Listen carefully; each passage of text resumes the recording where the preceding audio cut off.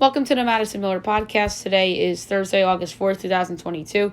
Today I'm going to recap the baseball games from yesterday and look ahead to today's game. Same for the WNBA. And Major League Soccer, we have no games, so we just recap the games from yesterday. We'll go over the early leaderboard for the Wyndham Championship. We have primaries to talk about, news and notes, and best bet. We'll start with Major League Baseball. We'll go over the results from yesterday and look ahead to a little bit of a smaller window for today. The Rays over the Blue Jays 3-2. Tampa's 55-49. Toronto's 58-46. Phillies over the Braves 3-1. The Phillies are 56-48. Atlanta's 63-42. Mariners over the Yankees 7-3. Seattle 57-49. Yankees 70-36. Guardians over the Diamondbacks 7-4. The Guardians are 54-50. Arizona 46-58. Twins over the Tigers 4-1. Twins 55-49. Detroit 42-64. Orioles over the Rangers 63. Orioles 54-51. Texas 46-58. Astros over the Red Sox 6-1. The Astros are 68-38. Boston is 53-53. White Sox over the Royals 4-1. The White Sox are 53-51. Casey's 41-64. Mets over the Nationals 9-5. Mets 66-38. Washington 36-70. Marlins over the Reds 3-0. Marlins 48-57. Cincy 42-62. Pirates over the Brewers 8-7 on a walk-off home run by Brian Reynolds. Pittsburgh's 42-62. Milwaukee's 57-47. Athletics over the Angels 3-1. Oakland 40-66. LA 44-60. Padres over the Rockies 9-1. The Padres are 61-46. Colorado's 46-61. And the Dodgers over the Giants 3-0. The Dodgers are 71-33, best record in baseball. San Francisco is 51-54. Cubs Cardinals postponed. Doubleheader today. First game today, it's 12:30 of the Brewers at the Pirates. Brendan Woodruff and Zach Thompson. Brewers trying to bounce back after the walk-off loss. Milwaukee's minus 255. Pittsburgh's plus 210. Over under 8. Overs minus 105. Unders minus 115. Brewers minus 1/2 is minus 140. Pittsburgh plus 1/2 is plus 116. I like the over. Woodruff hasn't been the dominant Woodruff this year. And Zach Thompson is not very good, so I like the over. 2:15 makeup game from yesterday. Cubs Cardinals. Marcus Stroman and Miles Mikolas. Cardinals minus 162, Cubs plus 136, over under 7.5, minus 110 each way. Cubs plus 1/2 is minus 152, Cardinals minus 1/2 is plus 126. I like the under. Stroman's been okay this year. Miles Mikolas has been fabulous. 3:45, Dodgers Giants, Clayton Kershaw, Jacob Junis. Dodgers minus 220, Giants plus 184, over under 8, minus 110 each way. Dodgers minus 1/2 is minus 134, Giants plus 1/2 is plus 112. I kind of do like the Giants outright. I don't really love the pick, but it's the pick on paper. So I'm going to go Giants plus 184. They're 40% according to ESPN Analytics, and might as well just take the money line if the run line... the run line's good too, but this is a money line play because that is over... plus 180 at 40%, you got to go with the outright. 4 o'clock, you have the Angels hosting the Athletics. Paul Blackburn and Jansen Junk. Angels minus 124, Oakland plus 106, over under 8.5. Overs minus 105, unders minus 115. Oakland plus 1/2 is minus 200. Angels minus 1/2 is plus 164. I like the over. Paul Blackburn's regressed a little bit. Junk a little bit of an unknown. Rockies, Padres, Kyle Freeland, and Joe Musgrove. Padres minus 290, Rockies plus 235, over under 7.5, overs minus 118, unders minus 104. Rocks plus 1/2 is plus 108. Padres minus 1/2 is minus 130. I like the over. Kyle Freeland hasn't been that great, so I like the over. 7 o'clock, you have the Nationals at the Phillies. Paolo Espino and Noah Syndergaard making his Phillies debut. Phillies minus 235, Nats plus 194, over under 9, overs minus 106, unders minus 114. Nats plus 1.5 is minus 104. Phillies minus 1.5 is minus 115. I'm going Nationals run line plus 1.5 at minus 104. Plus 194 at 43% to win outright is pretty good, but they're not as talented as the San Francisco Giants, so there's a difference between the two. Braves Mets from Citi Field, Kyle Wright and Carlos Carrasco. Mets minus 120, Braves plus 102, over under 8, overs minus 120, unders minus 102. Braves plus 1.5 is minus 200, Mets minus 1.5 is plus 164. These games are 3.5 apart in the standings. I like the Braves tonight, the 49.9% according to ESPN Analytics. They're plus 102. Astros Guardians, Justin Verlander and Zach Plesac. Astros minus 198. Guardians plus 158, over under 8. Overs minus 102, unders minus 120. Astros minus 1.5 is minus 118. Guardians plus 1.5 is minus 102. I'm going with the Guardians run line plus 1.5 at minus 102. Rays Tigers on Fox Sports 1. Jeffrey Springs coming back against Drew Hutchinson.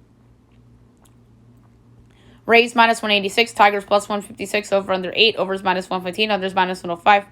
Rays minus 1.5 is minus 106. Tigers plus 1.5 is minus 113.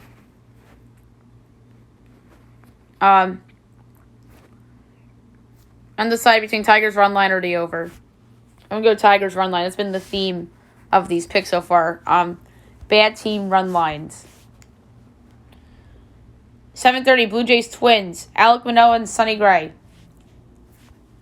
Decent pitching matchup. Oh, come on. They just locked that matchup up for some reason.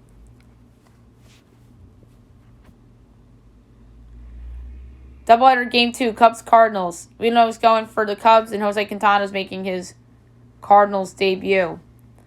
And once the Blue Jays-Twins game gets unlocked again, we will get back to it. 8 o'clock, you have the White Sox at the Rangers, Johnny Cueto and Cole Ragans. White Sox minus 132, Rangers plus 112, over under 8.5, overs minus 115, unders minus 105. White Sox minus 1.5 is plus 134, Rangers plus 1.5 is minus 162. For this one, I'm going to go with the over because of the unknown with Ragans.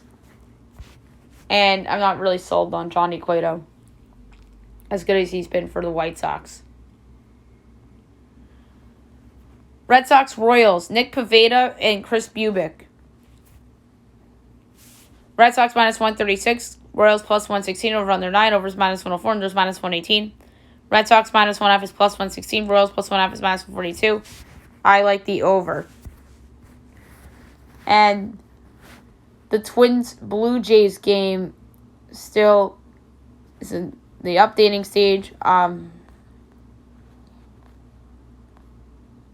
right, let's just do it on DraftKings. Blue Jays are minus 125. Twins are plus 105, over under 8. Overs minus 115, unders minus 105.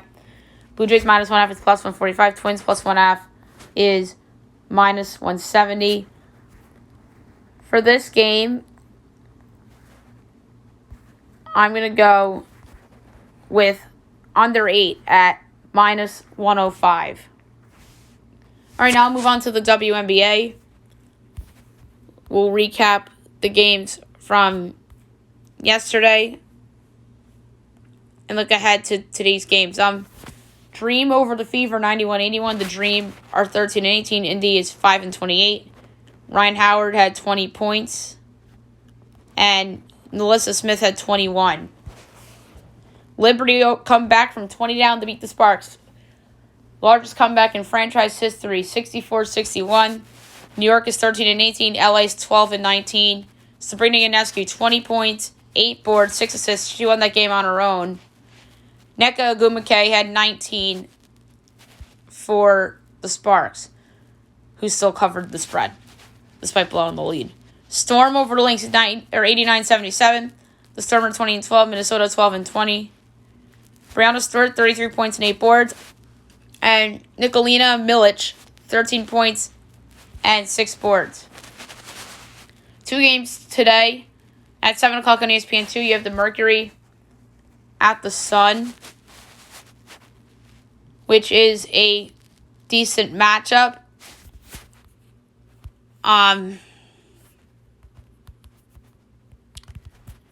The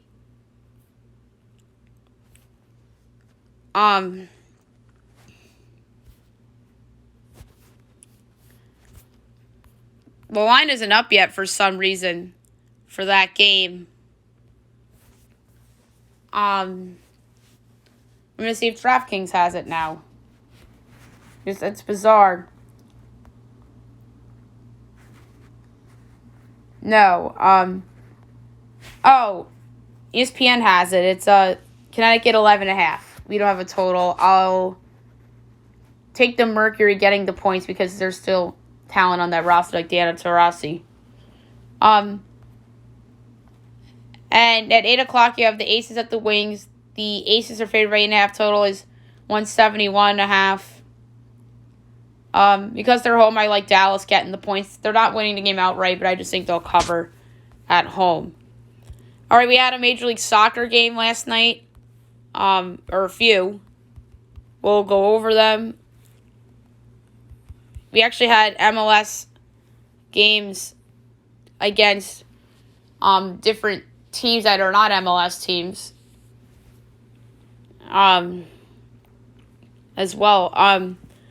We had 4 games, actually. I thought we had 2. Charlotte over DC United 3-0. CF Montreal over Columbus 2-1. Portland, Nashville 1-1 draw. And Miami over San Jose 1-0. LA Galaxy over Guadalajara 2-0. And America over LAFC draw. America wins 6-5 on penalty kicks. So they had some friendlies yesterday that I wanted to touch on as well. I forgot to mention this in the open, but tonight is the Hall of Fame game. Welcome back, NFL. So tonight, 8 o'clock on NBC, you have the Jaguars at the Raiders. Not many big names are playing today. No Trevor Lawrence, no Travis Etienne. I don't think we'll see Devontae Adams.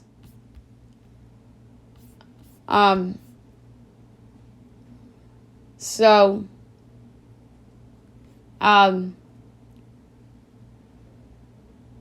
it's going to be interesting who plays. The Raiders are favored by 2.5. The total is 29.5. Oh my God. I'm so, this is crazy. We're talking about the NFL right now. We're probably going to see a lot of rookies. We'll probably see Trayvon Walker. We'll probably see some of the Raider young guys. I don't think we'll see Derek Carr. Jake Luton is starting at quarterback for the Jags. Josh McDaniels is obviously the new coach of the Raiders.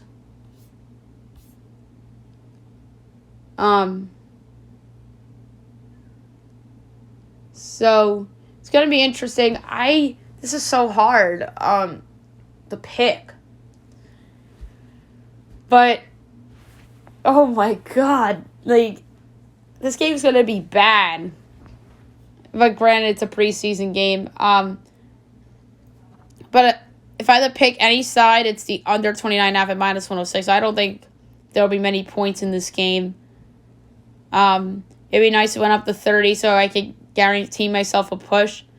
So I'm going to go under 29.5 between the Raiders and the Jaguars in the Hall of Fame game tonight. I guess I would pick the Raiders to win because they have better depth at the backup quarterback position. Because of Jarrett Stidham and Nick Mullins, who are better than what the Jaguars are trotting out. But if I had to make a play for the game, I'm going to go under 29.5 at minus 106.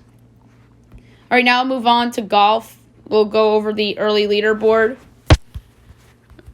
for the Wyndham Championship. In first place right now with a score of 3 under is John Ha. Tied for second with 1 under, Vincent Whaley, Brian Stewart, Aaron Baddeley, Matt Trainer, David Lingmerth, and Michael Thompson. Tied for 8th at evens, a big group. Doc Redman, Nate Watney, Scott Brown, Kevin Strillman, Kevin Chappell, Camilo Vegas, Max McGreevy, Charlie Hoffman, Anirban Lahiri, Brian Harmon, Harry English, Brendan Todd, Garrick Higo, Chesner Reed, Tyrell Hatton, Keith Mitchell, Davis Love III, Webb Simpson, and Kevin Kisner. Tied for 27th with 1 over, Adam Schenk, Stefan Yeager, Ryan Brem, Zach Johnson, Andrew Landry, Lucas Donald, and my pick of Justin Rose. 34th with 2 over is Taylor Gainey, and 35th with 3 over is Doug Gim. The rest of the 7:45 people and 7:56, they're about to tee off. So you still have the whole rest of the morning session to go and the entire afternoon slate. So this board can look dramatically different come tomorrow when I record the podcast. All right, now I'll move on to primaries. There are a couple primaries that we forgot to do results of. Arizona and Missouri are 2 states we forgot. We'll start with Missouri. You had U.S. Senate and the 1st, 4th, and 7th congressional districts. So we'll start with the Senate. Democratic Party, Trudy Bush Valentine, 43.2% wins that election with 97% of the votes counted. Republican Eric Schmidt, 45.7% of the vote with 98% counted. District 1, Democrat Cori Bush wins 69.5% of the vote with 99% counted. And Andrew Jones, 42.4% of the vote with 98% counted. District 4, Democrat Jack Truman won uncontested, and Republican Mark Alford wins 35% of the vote with 98% counted. District 7, Democrat winner Kristen Radiker Schaefer, 63.3% of the vote with 98% counted, and Republican Eric Burleson, 38.2% of the vote with 99% counted. And now a very interesting one. Arizona, you had the Senate, 1st, 2nd, 4th, and 6th congressional districts, governor, attorney general, and secretary of state. So the Senate, the Republican primary, your winner, Blake Masters, 39.1% of the vote, with 84% counted. The Democratic primary, Mark Kelly wins uncontested. Governor, so no one has been declared a winner yet, but your leader in the clubhouse right now is Carrie Lake with 46.2% of the vote with 82% counted, and Karen Taylor Robson, 44.4% of the vote with 82% of the votes counted. So the interesting subplot here is Donald Trump backed Carrie Lake, who is in the lead right now, former Fox affiliate TV anchor, running against Karen Taylor Robson, who got Mike Pence's nod. So that's a little bit of a interesting battle there right now. And the Democratic primary, your winner, Kate Hobbs, 72.8% of the vote with 80% counted. Secretary of State, Mark Fincham, 41.0% of the vote with 82 counted. In the Democratic, you had Adrian Fontes, who's in the lead, 80% counted, 52.7, so no declared winner yet. And Reginald Boulding is 47.3, so that's a close race. And the House, District 1, Jeff and Hodge, 61.4%, that's your winner. with 81% counted on the Democratic side, and Republican David Schweiker, the incumbent, 43.4% of the vote with 83% counted.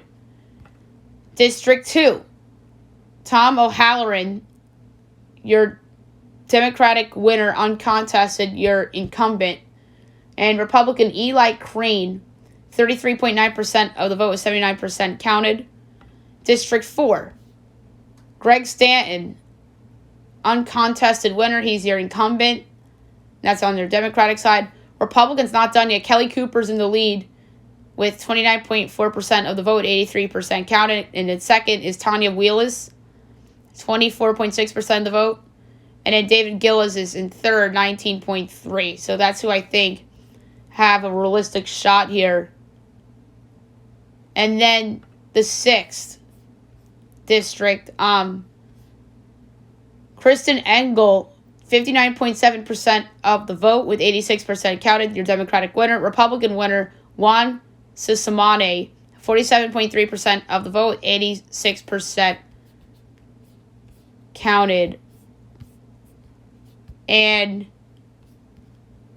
in terms of Attorney General, your winner of the Republican primary there, Abraham Hamadeh, 32.3% of the vote with 82% reported. And on the Democratic side, Chris Mays goes uncontested for the win on the Democratic side.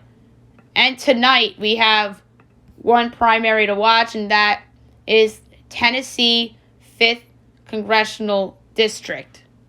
We just have the Republican side to do because the Democratic side, we know it's going to be Heidi Campbell. And on the Republican side, you have candidates Letitia Brooks, Beth Harwell, Andy Olgs, Robbie Newsom, Kurt Winstead, Jenny Batchelor, Tress Whittam, Stuart Parks, Timothy Bruce Lee, and Jeff Bierlin. Morgan Ortigas was disqualified, as well as Baxter Lee. So Ortigas' disqualification was a big story in this. So I'm going to go here.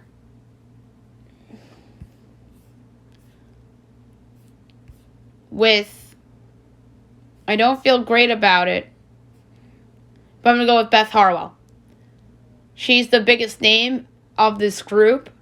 I think Andy Olgs has a decent-ish shot from being a former mayor. I like that about some of these candidates who are former mayors, because I think that gets the particular party in that town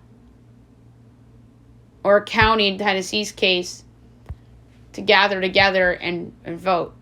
But I'm going to go with Beth Harwell. I actually feel pretty decent about this. She got an endorsement from Frank Nicely, the state senator from the 8th District. So I'm going to go with Beth Harwell for the Republican side.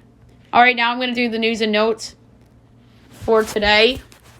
Not a lot, which is good. Coming down right now, according to the Associated Press, Russia wants 9+ years for Brittany Griner as prosecutors ask the court to sentence. Yeah, so they want 9.5 years in prison on cannabis possession charges. That's crazy. I don't think she deserves that much time, if any time. I think there's more to this, and this story's going to keep going for a while, and I feel sorry for Brittany. I really do. Some NFL training camp subplots. Jimmy Garoppolo cleared the practice. Mitch Trubisky was struggling with the first team with the Steelers.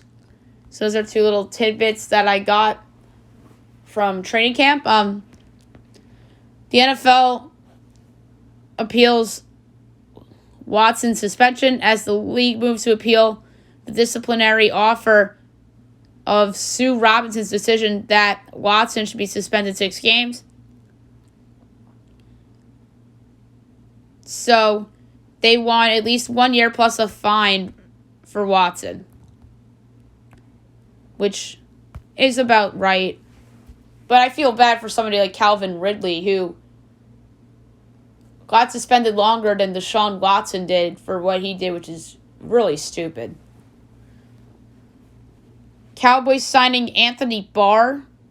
Not a bad pickup for them, someone that's very talented. The Cowboys always tend to pick up these players that are late signings, who are veterans on decent teams. So we'll see how that works out.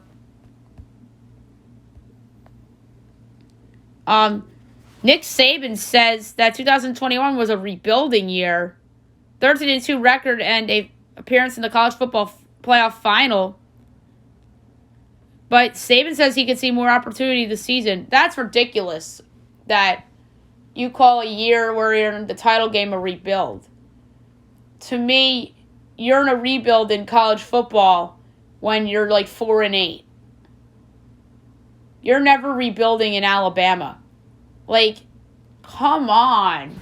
I think that's lunacy if Saban really said that, because you were contending for the national championship a year ago. You could have won that game. Some soccer news. There's a trade in the sport. Sebastian Leggett traded to Dallas from New England for $600,000 in allocation money. So that's a decent pickup for Dallas. Riqui Puig to play in LA Galaxy as he signs a 3-year contract with them, coming over from Barcelona. So that's a great pickup for LA Galaxy. The rich only get richer. Bryce Harper could return this season, as he says he hopes to be back in right field by the end of the year after ramping up rehab this week. So that is great news for the Philadelphia Phillies. They need him back if they want to make a run.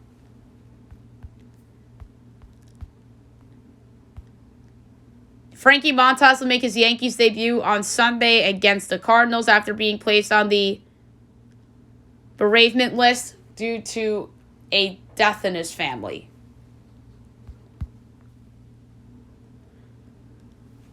Matt Carpenter's hyped for Harrison Bader, which makes sense. They were both Cardinals players.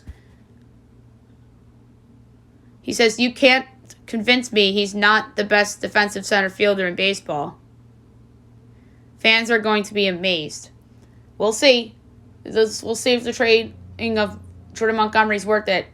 We talked about that on the trade recap show on Tuesday night.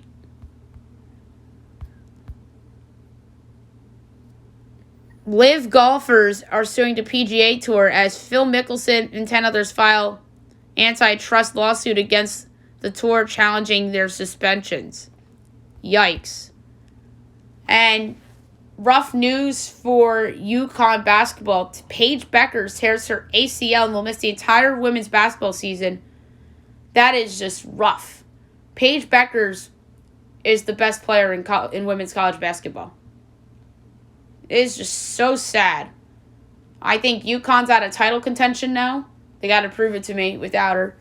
And Beckers, if she was there, I would have picked them to win the title. Like, that's how good Paige Beckers is. She's probably the best college prospect since Breanna Stewart.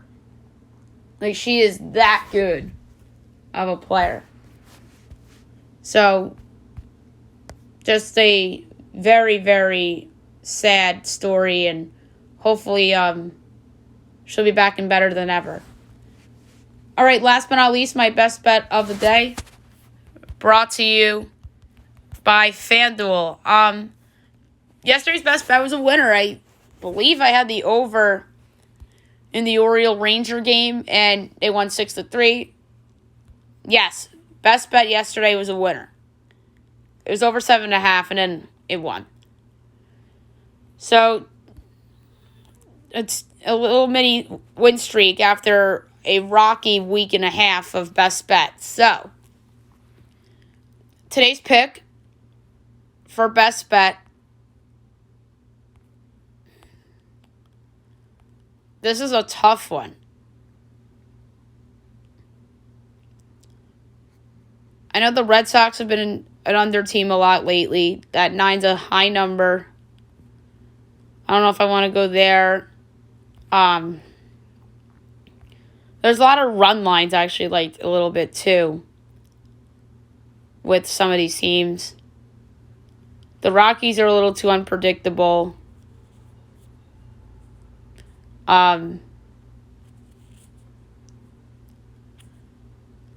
So let's go.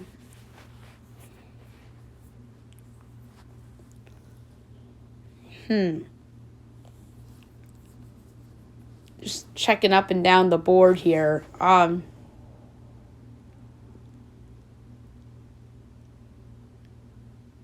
Johnny Cueto's been really good. I don't know if I would go there. Risky pick, but I'm going to do it. I'm going under in Blue Jays Twins. I talked myself into it. Alec Manoah's been amazing. Sonny Gray's been decent. I'm going to lay a half unit.